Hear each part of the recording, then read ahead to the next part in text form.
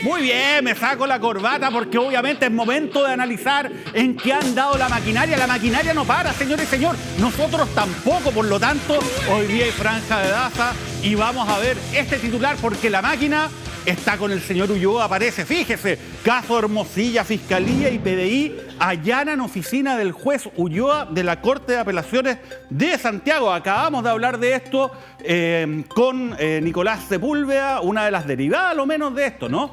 Pero esta es una nota de CIPER porque CIPER publicó chats entre el penalista y el magistrado que evidencian su influencia en nombramientos judiciales. Ya, a ver, tenemos que analizar de qué se trata esto y vamos para aquello a utilizar nuestra clásica pizarra. Como ustedes bien saben, Luis Hermosilla, ¿no?, es una persona que ha sido investigada, esto a partir de ya la olvidada, pero por nosotros siempre recordada, Leonarda Villalobos, la famosa psicópata bien orientada, según lo que decía Hermosilla. Ahora, ella reveló conversaciones, ¿verdad?, que había tenido en su oficina y a partir de las cuales habrían estado coordinando, entre otras cosas, el tratar de sobornar a funcionarios públicos. Ahora, a partir de esa revelación se inició una primera causa penal y en esa causa penal se incautó el teléfono de Hermosilla. Y en esa causa penal, en esa arista, están todos los chats de Hermosilla. Solamente en esa arista. Fíjese, esa arista la lleva la Fiscalía Metropolitana Oriente, ¿ya? Y en concreto el fiscal que ha estado más encima, ¿no?, si bien la fiscal es Lorena Parra, la fiscal regional, el que está más encima de esta causa, ¿no?, en el día a día, en la litigación, es el fiscal Felipe Sepúlveda, ¿verdad? Bueno, ustedes, como se acordarán, en esta causa empezaron también a generarse otras revelaciones, ¿ah?, que estaban contenidos en los chats de Hermosilla. Y dentro de esas revelaciones, yo diría que la primera, que fue la más impactante, se vinculaba con conversaciones que tenía Luis Hermosilla con el entonces director de la Policía de Investigaciones. Y fíjese, se estableció y se descubrió a partir de esto que el director de la Policía de Investigaciones básicamente lo que hacía de una manera regular era mandarle WhatsApp y comunicarse con Hermosilla para avisarle de ciertas diligencias en determinadas causas de interés. Esto en una época en que Luis Hermosilla era un funcionario era asesor del Ministerio del Interior, ¿ya? Ministerio del Interior en ese momento a cargo de Andrés Chadwick. Y estas causas se vinculaban a investigaciones que de alguna manera están relacionadas con el entonces presidente de la República, Sebastián Piñera. Ahora, dicho eso, se abrió obviamente esta investigación, tuvo que renunciar, ¿se acuerdan?, ¿no?, Sergio Muñoz Yáñez. El gobierno, después de varios dimes y diretes, ¿no?, le pidió finalmente la renuncia, fue formalizado, ya quedó con cautelares de intensidad. Y uno dirá, bueno, si el director de la PDI, señora y señor, de un país, entrega información secreta a un abogado que podría poner en peligro incluso esas diligencias, y esto de una manera claramente ilícita, entonces ese funcionario en nuestro país, en nuestra democracia, va a tener una pena, una sanción ejemplar, usted dirá. Mire lo que se acaba de informar. Radio Bío Bío nos ha señalado que el ex jefe de la PDI, Sergio Muñoz Yáñez, que filtró información secreta a Hermosilla, se alista para un procedimiento abreviado. Mire, Sergio Muñoz es director general de la PDI, imputado por estos delitos de corrupción en el marco del caso Hermosilla, podría llegar en mayo a un acuerdo con la Fiscalía para acceder a un procedimiento abreviado, según la información recopilada por Bío Bío Chile Investiga. Esa posibilidad se discutió a inicio de esta semana en una audiencia celebrada ante el cuarto juzgado de garantía de Santiago y el tribunal fijó una nueva cita para el próximo 9 de mayo a las 10 horas en la que el ex mandamás de la institución policial podría aceptar los cargos que pesan sobre él por violación de secreto en el contexto de la ley de lavado y blanqueo de activos. A ver, de partida, ¿en qué consiste esto? ¿Qué es el juicio abreviado? Mira, el juicio abreviado es básicamente un acuerdo, ¿ya? Un acuerdo al cual llega la Fiscalía que está investigando un delito con la persona imputada. Y el acuerdo es una transacción, ¿ya? Y esa transacción consiste en más o menos lo siguiente. El imputado se compromete a reconocer como ciertos los hechos de la investigación, hechos que son constitutivos de delito, ¿ya? O sea, él reconoce que en el fondo cometió un delito y tuvo participación en estos delitos. A cambio de eso, la Fiscalía se compromete a pedir una pena determinada, ¿ya? En general, para que sea bueno el acuerdo para la defensa, esa pena es una pena que le permite acceder a su cumplimiento en libertad. O sea, una pena de hasta 5 años. Porque si usted es condenado, por regla general, a una pena de hasta 5 años, entonces usted puede pedir cumplir esa pena no en una cárcel, no en la penitenciaría en Santiago 1, no, sino cumplirla en su casa. ¿Ya? En libertad, de hecho, ni siquiera un arresto domiciliario. Usted tiene que someterse a determinadas medidas, un control periódico, entre comillas, que realiza Gendarmería. ¿Ya? Ese es básicamente el trato.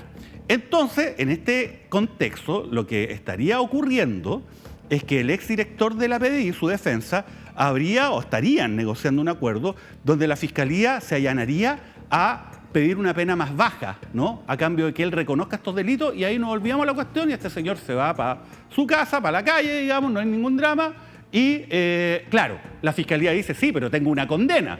Claro, pero esa condena es ejemplar para un director de la PDI que estaba filtrándole antecedentes a el abogado Hermosilla, que estaba funcionando como un verdadero mocito, según algunos, del señor Hermosilla. Para que vea, esa es la situación, habrá que ver si esto se concreta en mayo. Pero bueno, el fiscal Felipe Sepúlveda está llevando entonces, con la Fiscalía Oriente, que está liderada por Lorena Parra, está llevando entonces la investigación global. Y acá el señor Hermosilla se encontraba formalizado, entre otras, por la arista Factop. ¿Se acuerdan que yo les conté esta empresa de la cual Hermosilla era abogado y que se dedicaba básicamente a gestionar facturas falsas? Con eso ellos obtenían dinero a través de un esquema fraudulento, ¿no? Y lo ocupaban para distintos fines, varios bastante ilícitos, ¿no? Pero también tenía otra arista que se denomina Parque Capital, que esto involucra a los hermanos Jalaf en precisamente un emprendimiento que tenía el Grupo Capital, que ellos controlaban en su momento, y donde se habría solicitado apurar, entre comillas, un permiso al Ministerio de Vivienda y Urbanismo, y estas gestiones para apurar el permiso habrían sido hechas por Luis Hermosilla, habrían intervenido de alguna forma Andrés Chadwick y habría intervenido también Felipe Huart, que era el entonces ministro. Ya respecto a estos dos últimos se está investigando su participación. Ya ahora, respecto a este punto, hay que señalar que Hermosilla enfrentó, como ustedes bien saben, una audiencia de formalización después de la cual quedó en prisión preventiva, ¿no? Y uno dirá, bueno, este señor que claramente montó una red de corrupción judicial, o sea, no claramente, esto usted sabe. En el fondo, según lo que dicen esas personas mal pensadas que no creen en el amor, que quieren dividir al país, ¿no? Esos que no son verdaderos chilenos, ellos dicen que el señor Hermosilla habría generado una red de corrupción, ¿no? En todas partes, sobre todo en el ámbito judicial. Bueno, entonces la gente dice, bueno, pero está bien que esté en prisión preventiva, porque si este señor no está en prisión preventiva, ¿quién no va a estar en prisión preventiva en una situación equivalente? Bueno, lo que ocurrió, y esa fue la noticia de la semana pasada, es que en una audiencia solicitada por la defensa de Luis Hermosilla, resulta que la jueza de garantía, doña Andrea Díaz Muñoz, decretó de que ya Luis Hermosilla no tenía que estar en prisión preventiva. Ya era mucho, porque usted sabe, es un abuelito, tiene nieto, una persona de tercera edad. Usted lo ve, es una persona frágil. ¿Cómo ese señor va a estar 7 meses o más de 7 meses en prisión preventiva? Una cosa increíble. Bueno, entonces la gente llega y dice, a ver, este abuelito, ¿tiene que estar o no en prisión preventiva? Bueno, entonces ahí nosotros ya lo hemos hablado. ¿Cuáles son los elementos, ¿no?, respecto de la prisión preventiva? La verdad que, bueno, ahí lo vamos a ver. Primero vamos a escuchar, eso sí, la resolución de la jueza que nos comunicó que ya este abuelito no podía seguir en Capitán Llave. Ya. Los 2 informes periciales acompañados. Uno psicológico que concluye que el imputado reúne los requisitos para cumplir en libertad y ello debe ser considerado respecto a una medida cautelar o eventualmente en relación a alguna pena sustitutiva. Además, el peritaje social, que da cuenta que es un adulto mayor que tiene redes de apoyo en medio libre, arraigo familiar y social con un domicilio conocido y estable. La situación que no existe ningún antecedente que permita estimar que el imputado no se presentará a las actuaciones del procedimiento o ejecución eventual de una sentencia. Al contrario, se presentó voluntariamente al primer llamado al tribunal a ser formalizado, cumpliendo con sus cargas procesales. Ha tenido una defensa bastante activa. Tiene irreprochable conducta anterior. Ha colaborado con la investigación en el sentido que ha declarado en más de una oportunidad en sede de la Fiscalía, renunciando a su derecho a guardar silencio. La prisión preventiva, además, no puede ser considerada como una pena anticipada y tampoco existen delitos que sean inescarcelables. No sé cómo decirlo, ¿no?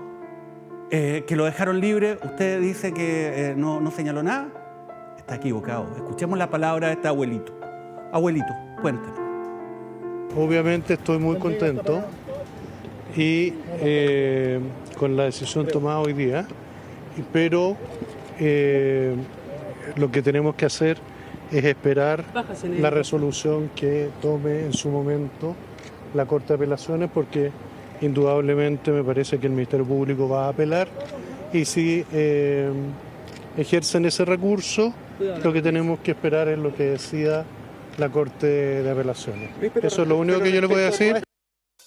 Oye, mire qué generoso con sus palabras, Luis Hermosilla. Obviamente salió feliz de la vida, pues imagínese. Ahora, es verdad, la Fiscalía apeló y esto lo va a conocer, como él de alguna manera refiere, la Corte de Apelaciones de Santiago. Corte de Apelaciones de Santiago que el señor Hermosilla conoce bien, ¿ah?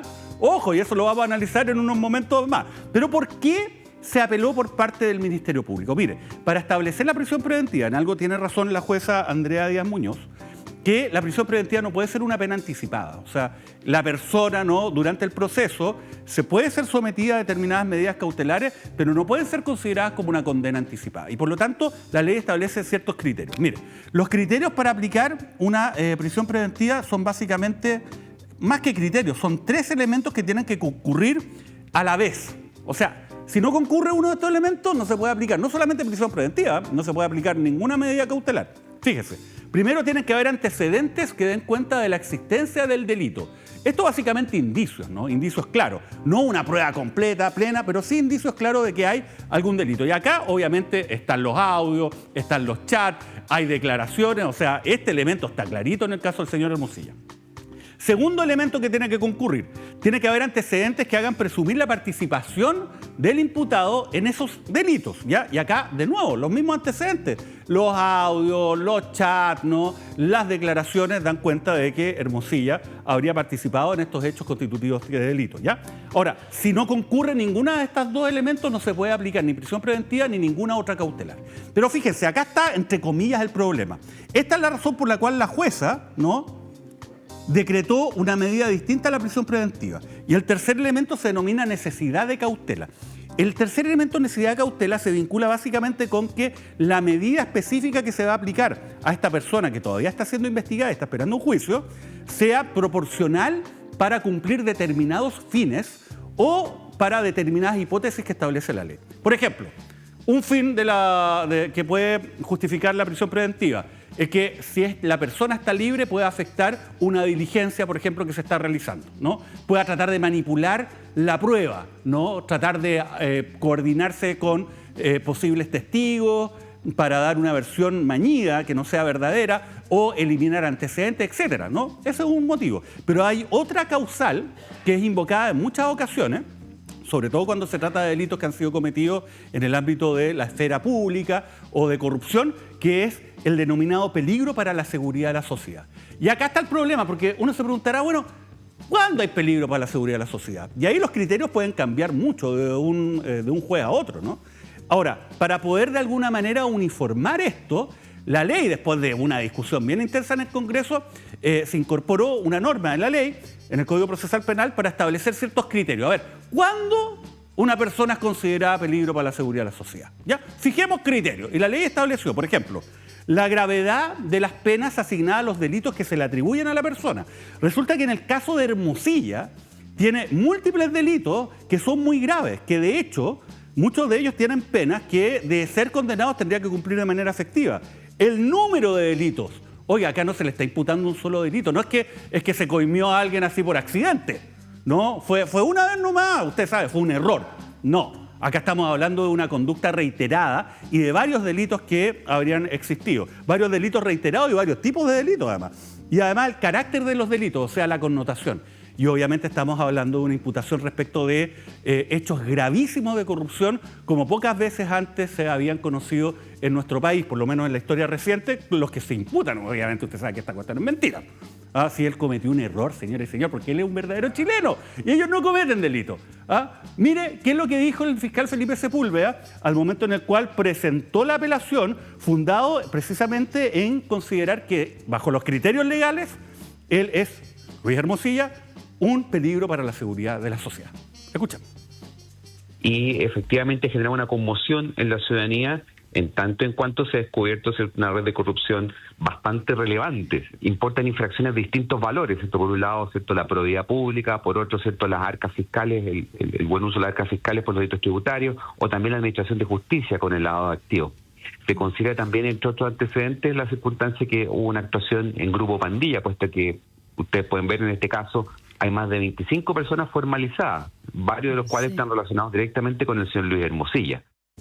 Divertido, actuó en grupo pandilla, los Hermosilla podría ser, así, una música media disonante, eso sí.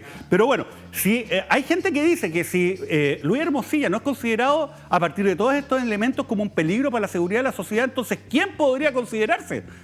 Hay gente que incluso ha señalado que él sería como el peligro para la seguridad de la sociedad encarnada, así con luces, así, peligro para la seguridad de la sociedad, y aún así lo dejaron libre. Y también hay un cuestionamiento respecto a la jueza. Se informó por The Clinic que esta misma jueza fue la que negó en una primera instancia hacer una incautación en la oficina de Luis Hermosilla cuando se conocieron los audios, ¿se acuerda? Se revelaron los audios, que eran muy graves. La Fiscalía solicitó inmediatamente al Tribunal de Garantía que se concretara una incautación. Lo falló en primera instancia doña Andrea Díaz Muñoz, ¿ya? Y ella lo negó en primera instancia. Ahí establece, ¿no? El 14 de noviembre de 2023, apenas una hora después que se hiciera público el audio donde el abogado Luis Hermosilla proponía el pago de coima a funcionarios públicos, la jueza Andrea Díaz Muñoz no autorizó el allanamiento a su oficina y demoró este procedimiento en 37 horas. Fíjese, en este lapso de tiempo el abogado sacó cajas con documentos de su oficina ubicada en el edificio del Grupo Patio, así constan videos que están en poder del Ministerio Público. Ahora, después de eso, después que ya Hermosilla se había llevado las cajas, ¿no? Y en este periodo de 37 horas, que va desde el momento en el cual le niegan por primera vez la incautación y después se la dan, bueno, en ese contexto él sacó todas estas cajas. Entonces, claro, ella también ha sido cuestionada, la magistrada, por parte de, bueno, distintos sectores a partir de esto, ¿no? Que es doña Andrea Díaz Muñoz. Bueno, pero más allá de la polémica, la circunstancia es que tenemos acá una investigación, ¿ya? Donde la Corte de Apelaciones de Santiago va a tener que resolver, queda o no en prisión preventiva los próximos días. Pero hay otras investigaciones para entender. Fíjese, tenemos otra investigación vinculados con los chats que fueron revelados entre Luis Hermosilla y el exfiscal Manuel Guerra. Esa investigación la está llevando Mario Carrera, que es fiscal regional de Arica, y en esta causa yo soy abogado querellante junto con la abogada María Inés Horvitz. También existe otra causa que es llevada por doña Carmen Gloria Witter, que es fiscal regional de Los Lagos, donde se investigan los contactos entre Luis Hermosilla y Carlos Palma, fiscal regional de Aysén. Esto es bien notable porque el fiscal regional de Aysén no solamente estaba tratando de contactar a Hermosilla porque él quería ser fiscal nacional y necesitaba obviamente los buenos oficios, entre comillas, de Hermosilla para hacer el lobby y instalarlo en la Fiscalía Nacional, sino también en ese contexto Carlos Palma le habría revelado información de causas de narcotráfico reservadas que llevaba la Fiscalía de Aysén a Luis Hermosilla en causas que eran seguidas en contra de personas que habrían sido representados por abogados del estudio de Luis Hermosilla. Y también están los contactos ahí que tuvo Carlos Palma con la pareja de Ángela Vivanco, la ex ministra de la Corte Suprema, Gonzalo Miqueles, ¿ya? Y también, bueno, esta es toda una arista que está investigando la fiscal Witter, ¿ya? Y también tenemos esta otra arista, que es donde ha reventado la noticia con más intensidad en los últimos días, que está siendo llevada por la Fiscalía de O'Higgins, ¿ya? Y acá está a cargo el fiscal de la unidad de alta complejidad de O'Higgins, Javier von Bischofhausen, ¿no? Y ahí se está investigando a Antonio Ulloa, al ministro de la Corte Suprema, Mario Carroza, y al exministro de la Corte de Apelaciones de Santiago, Juan Poblet. ¿Y por qué esto? Básicamente con el fin de dilucidar si es que acá hubo una verdadera red para los efectos de poder instalar determinadas personas en las Cortes de Apelaciones, ¿no? Y en las Fiscalías Judiciales por parte de Luis Hermosilla y Antonio Ulloa. O sea, ellos se habrían colocado de acuerdo para los efectos de poder instalar en esos cargos a personas que ellos consideraban cercanas o que iban a fallar a futuro a favor de sus intereses, ¿no? Y esto básicamente aprovechándose del sistema de nombramiento. Recordemos que el nombramiento de los ministros de Corte de Apelaciones en Chile involucra una terna de la Corte de Apelaciones y una designación del presidente de la República. Entonces hay una pata que se da en el Poder Judicial, la terna, ¿no? Y también otra pata política, que es el presidente de la República. Esto se repite respecto de las designaciones de miembros de la Corte Suprema, pero acá hay una quina, o sea, una lista de 5 que es designada por parte de la Corte Suprema, se la manda al presidente de la República, él toma un nombre y ese nombre lo manda al Senado. Y el Senado tiene que ratificar o rechazar por 2/3. Y se puede repetir esto hasta que se llega a un nombre. Y fíjense, Antonio Ulloa entonces habría operado para moverse la terna, ¿no? Las ternas de los nombramientos al interior del Poder Judicial. Y cuando ya estaba el candidato que ellos querían en la terna, entonces Luis Hermosilla hacía la pega política, ¿no? A pesar que Luis Hermosilla también tenía redes al interior de las cortes, se supone, o de los tribunales, entonces también se movía para las ternas. Y fíjense, esto es lo notable, porque se ha revelado el nombre de las personas que habrían sido designadas a partir de la intervención de Hermosilla y Ulloa, y se están investigando si hubo irregularidades que podrían ser constitutivas de delito en estos nombramientos. ¿Y quiénes están siendo investigados? Los nombramientos de el juez Alejandro Aguilar, que ahí lo tenemos, que es ministro de la Corte de Apelaciones de Santiago. La jueza Graciela Gómez, que ella es ministra de la Corte de Apelaciones de Santiago. ¿Ya? El juez Rafael Corbalán, que también es magistrado de la Corte de Apelaciones, pero en este caso de Valparaíso. La jueza Paulina Gallardo, que es ministra de la Corte de Apelaciones de Chillán. Ahí está, para que la vayan mostrando, ¿no? Se está investigando también la designación del ministro de la Corte de Apelaciones de Talca, don Gerardo Bernales, que está acá, ya que es donde también habría intervenido Ulloa y Hermosilla. También de la jueza Mónica Olivares, que es actual ministra de la Corte de Apelaciones de Iquique, una importante corte. Ahí está doña Mónica Olivares, ¿ya? Y también se está investigando la designación de la ex ministra ya de la Corte de Apelaciones de Santiago, doña María Gutiérrez, ya que ella también habría estado de alguna manera, acá está doña María Gutiérrez, impulsada por esta dupla, ¿ya? Y también fiscales judiciales. Los fiscales judiciales, si bien no son jueces, están a cargo de unidades al interior de la Corte que asesoran, ¿no? Ayudan a las Cortes en muchas materias. Entre otras cosas, informan determinados casos para poder resolver la Corte en uno u otro sentido. Y muchas veces los fiscales judiciales, cuando un ministro titular no puede integrar porque está enfermo, le toca vacaciones, bueno, ellos los suplen. Entonces también muchas veces tienen la labor de conocer y fallar casos. Esta red es la que se está investigando. Entonces, mucha gente mal pensada de nuevo, porque usted sabe, la gente tiene una mente de cloaca. ¿Qué le pasa a nuestro país? ¿Cuándo perdimos la inocencia? ¿Cuándo perdimos el buen corazón? La consideración hacia el otro. Hay gente que dice, a ver, espérense un poquito. Resulta que es la Corte de Apelaciones de Santiago la que va a resolver sobre la prisión preventiva de Luis Hermosilla. Y lo va a hacer en un contexto en el cual muchos de los ministros de la Corte de Apelaciones de Santiago fueron de alguna manera impulsados, por no decir colocados, según las malas lenguas, en la Corte de Apelaciones de Santiago. ¿Qué garantías hay finalmente de que acá haya una justicia real y verdadera en relación a Luis Hermosilla? ¿O esa red todavía estará operativa? Red que todavía no se conoce toda su extensión, hay que decirlo. Esta es una investigación que está en curso. Bueno, ese resultado lo vamos a conocer dentro de los próximos días, porque la Corte de Apelaciones, una sala de 3 miembros, va a tener que decidir si Luis Hermosilla, este abuelito, ¿no? este señor, este padre de familia, este hombre que tiene nietos, este hombre que es un pan de Dios, ese hombre que usted ve ahí, si es que va finalmente a seguir en su casita, donde nos puede estar viendo en este momento, vaya a ser uno, o se va a ir finalmente a prisión preventiva por ser peligro para la seguridad de la sociedad. Póngale guataje, director, porque como ve, la máquina, usted cree que la máquina está tranquila, que no ha pasado nada. Mentira, la máquina está absolutamente desatada y nosotros estamos acá para revelar en qué anda la maquinaria. Así que, señores y señores, la próxima semana seguimos acá en Stock Disponible. Oye, y la próxima semana además vamos a tener la presencia, obviamente, de don Freddy Stock para seguir luchando contra la maquinaria. Nos vemos mañana. Franja de Daza, próxima semana. Nos vemos.